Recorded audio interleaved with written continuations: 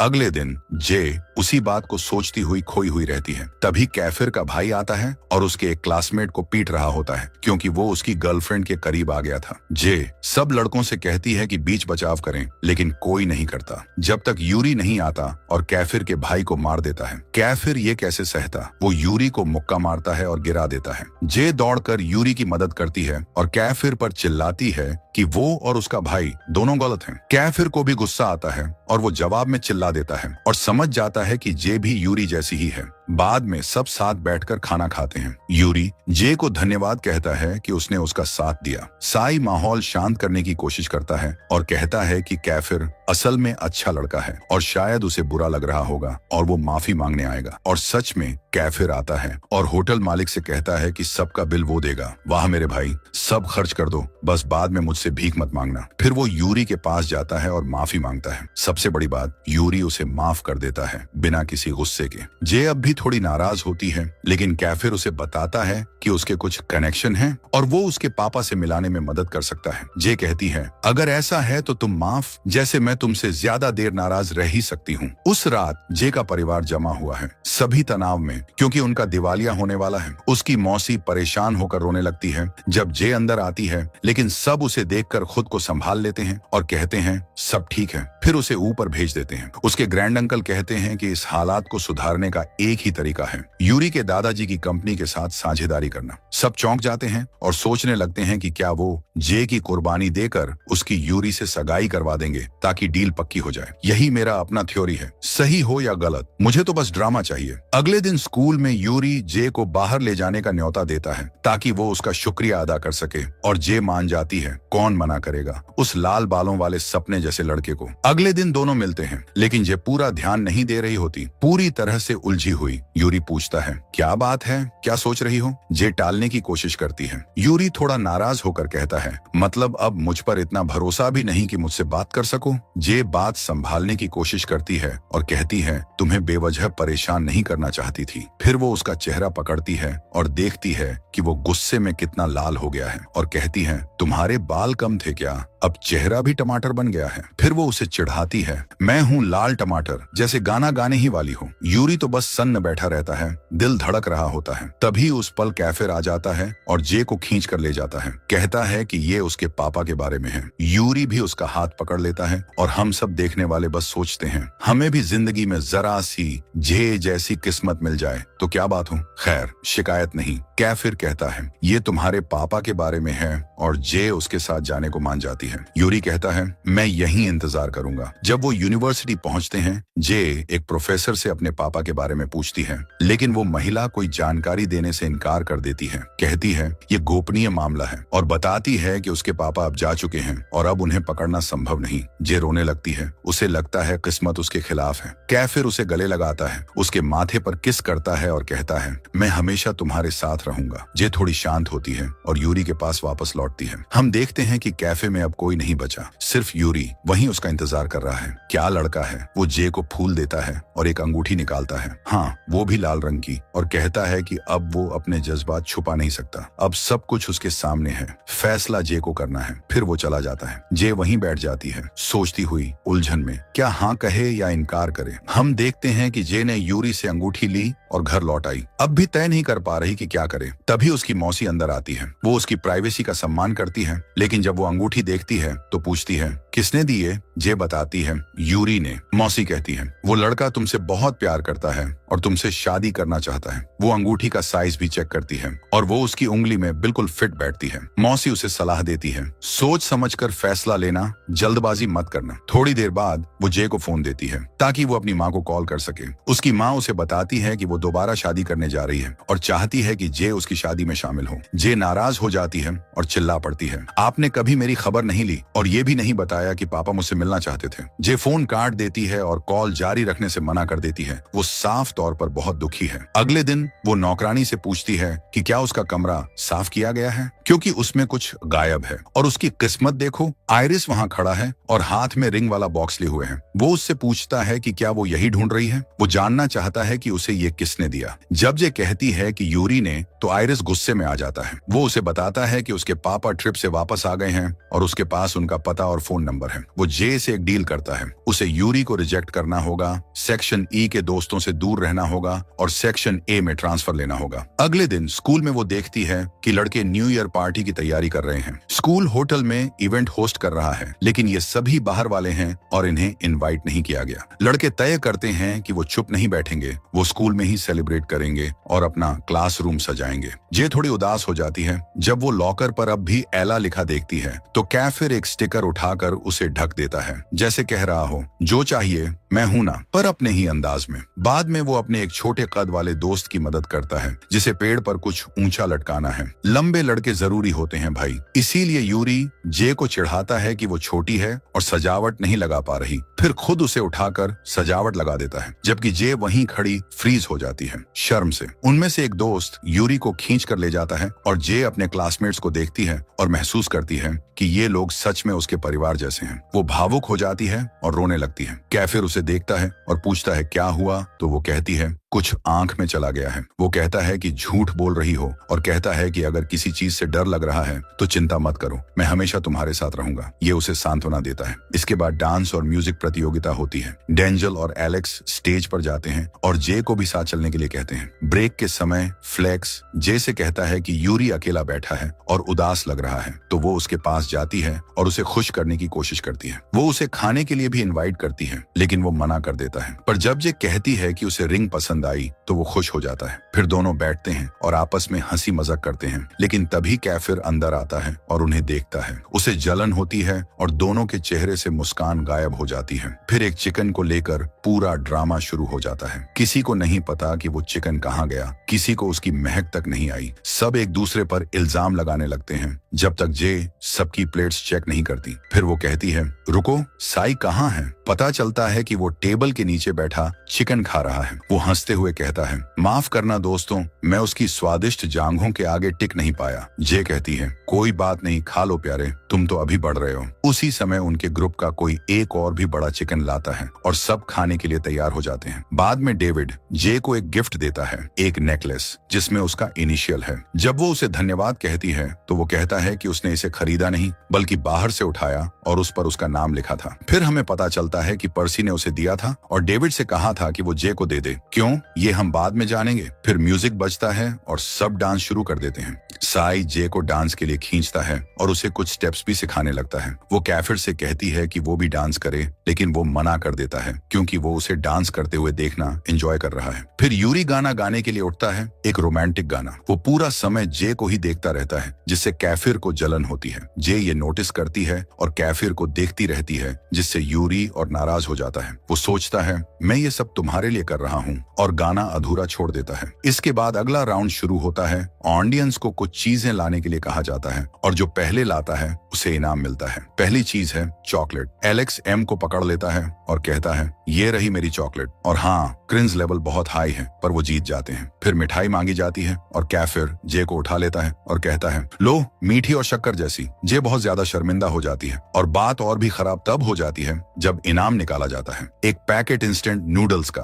वो चिल्लाती है उस पर, लेकिन प्यारा यूरी उसे शांत करता है और अपने पास बैठा लेता है। फिर सबसे पसंदीदा चीज लाने को कहा जाता है। यूरी जे को उठा लेता है और भाग जाता है। एलेक्स भी एम को उठा लेता है। इवेंट होस्ट्स चौंक जाते हैं, क्या जे ही एकमात्र है जिसे सब उठाकर ले जा रहे हैं? अचानक एक सन्नाटा छा जाता है और यूरी सबके सामने अपने प्यार का इजहार कर देता है। जे शर्म से भागकर साई के पास जाकर बैठ जाती है। फिर आता है गिफ्ट एक्सचेंज सेगमेंट और गिफ्ट सच में दुखद हैं। हैंगर का सेट, एक कड़छी, एक छोटा ग्रेटर। सबसे अच्छा गिफ्ट एम को मिलता है क्योंकि एलेक्स ने उसे लिपस्टिक दी, खुद लगाई और कहा मेरे गाल पर किस कर दो। वो करती है और उसका निशान छोड़ देती है। दूसरा बेस्ट गिफ्ट कैफिर को मिलता है, एक शॉर्ट्स जो जे ने उसके लिए खरीदा था। सब हंसते हैं क्योंकि वो उसी से मैच कर रहा होता है जो उसने पहना है। दुर्भाग्य से जे का गिफ्ट बेकार निकलता है। उसे लगता है कैफिर ने दिया है, लेकिन असल में वो साई होता है। वो उसके पीछे भागती है और उसे पीट देती है। जब वो वापस आती है तो देखती है कि सब एक साथ बैठे हैं और उसे महसूस होता है कि ये लोग सच में उसका परिवार हैं। वो भावुक हो जाती है और और रोने लगती है। कैफिर देखता है और कहता है, फिर से वही कुछ आंख में चला गया। वो कहती है, मैं बस खुश हूँ। तो वो कहता है, खुश रहो और भी ज्यादा, और उसे दोबारा जश्न में शामिल होने के लिए बुलाया जाता है। फिर हमें इस सीजन की शुरुआत से अब तक की सारी घटनाओं का रिकैप दिखाया जाता है, जैसे कि जे का डिपार्टमेंट में सफर, स्कूल में उसकी एंट्री,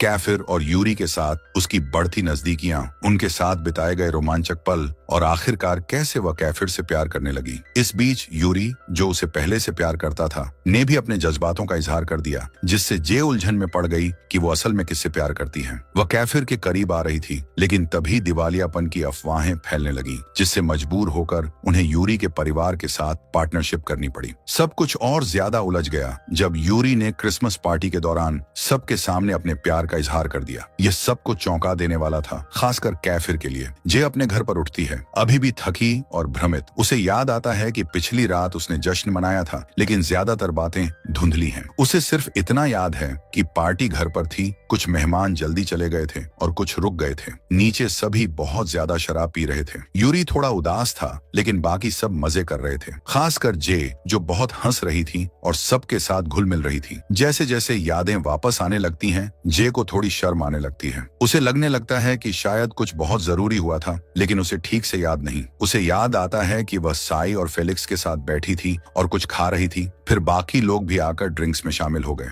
यूरी पूरे समय उस पर ही ध्यान लगाए बैठा था, उदास और उलझा हुआ। यह नहीं समझ पा रहा था कि उससे कैसे बात करे, क्योंकि वो उससे प्यार करता था। जैसे जैसे रात बढ़ी, जे शराब पीने लगी, जिससे सब हैरान रह गए। उसने पहले मना किया था, लेकिन बाकी लोगों के कहने पर उसने पी ली। उसने यूरी की जगह खुद पी। भले ही उसे मजा नहीं आ रहा था, लेकिन वह चाहती थी कि यूरी उस पर ध्यान दे। यूरी उसकी ओर और ज्यादा खींचने लगा, लेकिन जे इतनी नशे में हो गई थी कि ठीक से चल भी नहीं पा रही थी। आखिरकार सब लोग सोने चले गए। एक तूफानी रात के बाद भूखी जे खाने की तलाश में उठी। तभी यूरी उसके पास आया और पार्टी में अपने इजहार की बात करने लगा। उसने कहा कि जे गुस्से में भी कितनी सुंदर लगती है। जे ने सब कुछ नकार दिया और सोचा कि यूरी शायद नशे में है, लेकिन यूरी को लगता था कि जे उससे बच रही है, क्योंकि वो उसे पसंद करती है, लेकिन मानना नहीं चाहती। यूरी ने कहा कि वह अपने जज्बातों को लेकर बिल्कुल गंभीर है। फिर उसने घुटनों के बल बैठकर जे का हाथ थामा और कहा कि वह उससे शादी करना चाहता है। उसने अपने जज्बातों को कंट्रोल करने की कोशिश की, लेकिन वो दिल से चाहता था कि जे भी उससे प्यार करे। यह सुनकर जे चौंक गई और झटके में पीछे हट गई, लेकिन यूरी ने उसका हाथ फिर से पकड़ा और गंभीरता से पूछा, क्या तुम मुझसे शादी करोगी? जे हैरान रह गई। उसे उम्मीद नहीं थी कि बात शादी तक पहुंच जाएगी। अब यूरी उसे सिर्फ दोस्त नहीं समझ रहा था, वो चाहता था कि जे उसकी पत्नी बने। जे ने सोचा शायद यूरी नशे में है, लेकिन उसने कहा कि वो होश में है और पूरी तरह गंभीर है। वो जिंदगी भर उसके साथ रहना चाहता है। जे ने कहा कि वो बहुत उलझन में है और अभी जवाब नहीं दे सकती। वो दोनों अभी बहुत छोटे हैं, फिर यूरी शादी की बात कैसे कर सकता है? यूरी दुखी होकर चला गया। जे वहीं खड़ी रह गई, अंदर ही अंदर सब कुछ दोहराते हुए। उसे याद आया कि पिछली रात उसने यूरी और कैफिर को आपस में बात करते हुए देखा था। दोनों किसी बात पर नाराज लग रहे थे। उसने सोचा शायद वही बातचीत शादी के प्रस्ताव से जुड़ी हो। बाद में वह नीचे गई तो देखा कि उसकी दादी मिलने आई हैं। परिवार ने उन्हें बहुत प्यार से स्वागत किया। फिर अचानक साई आ गया। जे चौंकी, लेकिन खुश भी हुई। वह बहुत नरम और शालीन लग रहा था। तभी किसी ने मजाक में कहा कि शायद जे और साई रिलेशनशिप में हैं। उसने इनकार किया, लेकिन जे ने उसे तुरंत चुप करा दिया, क्योंकि सभी लोग, यहाँ तक कि एंजेलो भी ध्यान से देख रहे थे। एंजेलो को यह सब अच्छा नहीं लगा। उसे लगता था कि जे को स्कूल पर ध्यान देना चाहिए, रिश्तों पर नहीं। वह उसे बहुत मानता था और उसे एक तरफ ले जाकर समझाने की कोशिश करता है। इस बीच साई जे की दादी के करीब आ गया था, जो उसे बहुत पसंद करने लगी थी। बाद में एंजेलो ने अपनी बहन से बात की और कहा कि उसे जे पर सख्त होने का पछतावा है, लेकिन वह यह भी जानना चाहता था कि उसे वह अंगूठी किसने दी जो वह पहन रही थी। जे नहीं चाहती थी कि एंजेलो या कोई और उसकी जिंदगी में दखल दे। इन सब के बावजूद उनके परिवारों के बीच की साझेदारी आगे बढ़ रही थी, ताकि दिवालियापन से बचा जा सके। जे ने अपनी दादी को जूस परोसा, जो अब भी साई को बहुत पसंद करती थी। क्रिसमस की तैयारियां चल रही थी। सब लोग इकट्ठा हुए और दादी ने सबको गिफ्ट देना शुरू किया। जे भी उनके साथ शामिल हुई और देखा कि साई भी खुश होकर सबके साथ है। फिर जे को केट का मैसेज आता है, जिसमें वह उसे साथ देने के लिए धन्यवाद देता है और क्रिसमस की बधाई देता है। यह सबका मूड अच्छा कर देता है। फिर फेलिक्स भी अपना क्रिसमस ग्रीटिंग भेजता है, जिससे जे को बहुत खुशी होती है। वह अपने चारों तरफ प्यार और अपनापन महसूस कर रही रही थी। तभी यूरी उसे एक साधारण सा मैरी क्रिसमस मैसेज भेजता है। बाकी लोगों की तरह उसने कुछ खास नहीं लिखा, न ही कोई मजाक किया। जे थोड़ी निराश हो जाती है, वह कुछ भावनात्मक उम्मीद कर रही थी। फिर भी उसका छोटा सा मैसेज जे के चेहरे पर मुस्कान ले आता है। वहीं यूरी अपने परिवार के साथ चुपचाप खाना खाता है और सब कुछ सोचता रहता है। फिर गिफ्ट खोलने का समय आता है। सबको सोच समझकर दिए गए तोहफे मिलते हैं और सब खुशी से जश्न मनाते हैं। लेकिन जब जे अपना गिफ्ट खोलती है तो उसमें एक सफेद ड्रेस होती है, बेहद खूबसूरत लेकिन चौंकाने वाली। वह समझ नहीं पाती कि इसका क्या मतलब है और बाकी लोग भी चिंता करते हैं कि वह कैसे रिएक्ट करेगी, क्योंकि वह अभी भी बहुत छोटी है। एक हफ्ता बीत जाता है और जे कहीं नजर नहीं आती। उसकी आंटी और दादी उससे मिलने की तैयारी करती हैं, लेकिन तभी जे खुद आ जाती है, वही टाइट सफेद ड्रेस पहने हुए, जिसमें वह खुद को असहज महसूस कर रही होती है। एंजेलो को महसूस होता है कि कुछ गड़बड़ है और वह पहले से ज्यादा नर्वस लगता है। जे समझ नहीं पाती कि ऐसा क्यों है। नए साल की शाम शुरू होती है, खासकर फैंडी में होने वाला जश्न। यूरी को यकीन है कि जे वहां आएगी। पार्टी शुरू होती है और सभी लोग यूरी के परिवार से मिलते हैं। जे को सबसे मिलवाया जाता है और वह कोशिश करती है कि अच्छा महसूस करे। वह बैठती है और देखती है कि कैफिर पास में ही है। जैसे ही वह उसे पहचानती है, उसके चेहरे पर रोशनी आ जाती है। लेकिन फिर कैफिर ठंडे लहजे में बात करता है, जिससे साफ होता है कि वह अब भी हालिया घटनाओं से प्रभावित है। जे ड्रिंक लेने जाती है और तभी पार्टी में एक सिंगर आता है।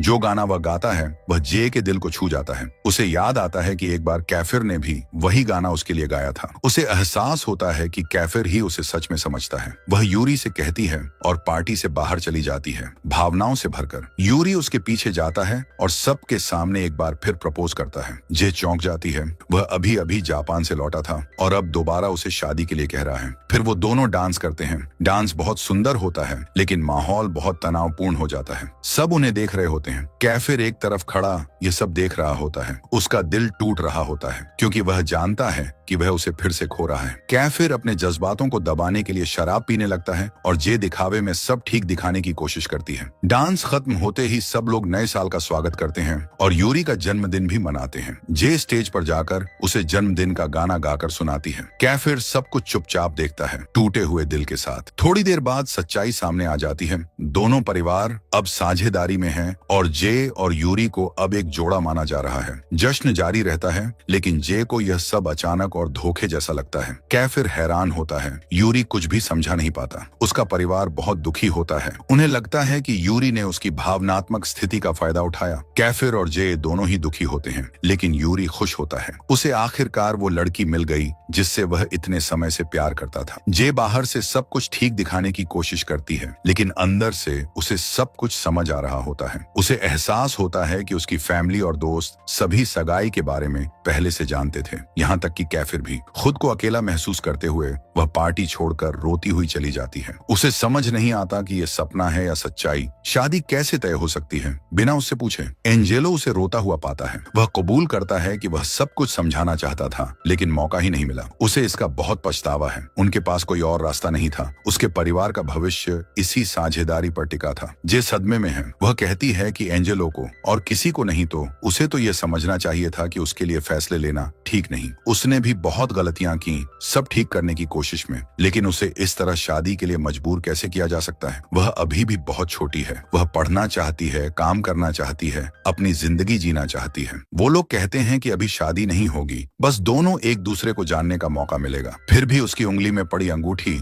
उसे एक जाल जैसी लगती है। उसकी आंटी को उसका दुख समझ आता है। वो जानती है कि जे ये कभी नहीं चाहती थी, लेकिन बाकी सबको लगता है कि यही उसके लिए अच्छा है। लोग कहते हैं कि ये तो बस सगाई है, कोई बड़ी बात नहीं, लेकिन जे ऐसा महसूस नहीं करती। सब एंजेलो को दोष मत दो। वो कहते हैं कंपनी डूब रही थी और यही आखिरी रास्ता था। अब कैफिर सब कुछ जान चुका है और उसके दिल के अंदर कहीं उसे पता है कि वह जे को दोबारा खोना नहीं चाहता, जैसे पहले खो दिया था। लेकिन अगर वह रुका तो यूरी के साथ उसका रिश्ता खत्म हो सकता है। इसलिए वह पीछे हटने का फैसला करता है। फिर भी जब उनका गाना बजता है वो टूट जाता है। वह खुद से स्वीकार करता है कि उसे हमेशा डर था कि वह अपने पिता जैसा बन जाएगा, ठंडा और चोट पहुंचाने वाला। लेकिन जो बात उसने नहीं सोची थी वो ये थी कि वह अपनी माँ की तरह गहराई और पागलपन से प्यार करने लगेगा। एक ऐसा प्यार जिसे वह हमेशा छिपाता रहा। अब वह जे को दोबारा खोने नहीं देना चाहता। पूरी हिम्मत के साथ वह उसके सामने आता है। जे हैरान रह जाती है और चलने की कोशिश करती है, लेकिन वह उसका पीछा करता है और सीधे पूछता है, क्या तुम यूरी से प्यार करती हो?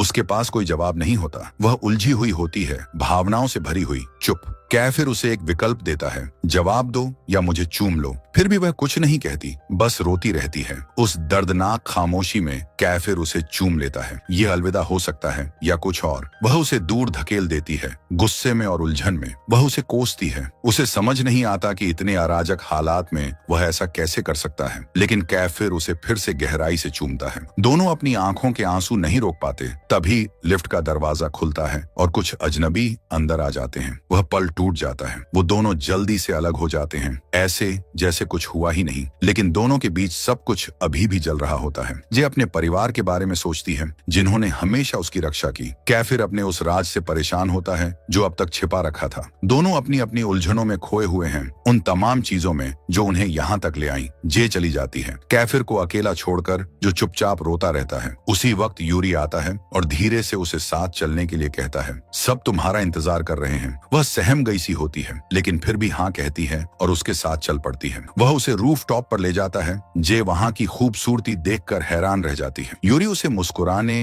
हंसने और इस पल को जीने के लिए कहता है। वे साथ चलते हैं और फिर उसे हानिची परिवार से मिलवाया जाता है, क्योंकि उसने यूरी का प्रपोजल स्वीकार किया था। सब जाम उठाते हैं, मुस्कुराते हैं, लेकिन जे के अंदर सब कुछ उल्टा पुल्टा चल रहा होता है। वह बहाना बनाकर बाथरूम जाने के लिए निकलती है, लेकिन कैफिर उसे फिर से रोक लेता है। वह उसे एक तरफ ले जाता है। जे परेशान हो जाती है। अब क्यों कर रहा है ये सब? कैफिर खुद भी उलझन में है। वह कहता है कि वह अब उसे कंट्रोल नहीं करना चाहता, लेकिन उसे यह डर सता रहा है कि वह किसी और से शादी कर लेगी, जबकि उसके दिल में अभी भी उसी के लिए भावनाएं हैं। उसे जे की आंखों में दिखता है, वह शादी से नहीं डर रही। वह इसीलिए डर रही है क्योंकि उसका दिल किसी और का है। कैफिर सब कुछ कह देता है, मैं तुमसे प्यार करता हूँ और अब इसे छुपाऊंगा नहीं। जे स्तब्ध रह जाती है। तभी आतिशबाजियां शुरू हो जाती हैं। आसमान रंगों से भर जाता है, लेकिन कैफिर के पास एक आखिरी बात और होती है, एक ऐसा राज जो वह अब तक अंदर ही दबा रहा था। वह उसकी आंखों में देखती है और अचानक उसे चूम लेती है, एकदम बीच आसमान के फूटते रंगों के नीचे।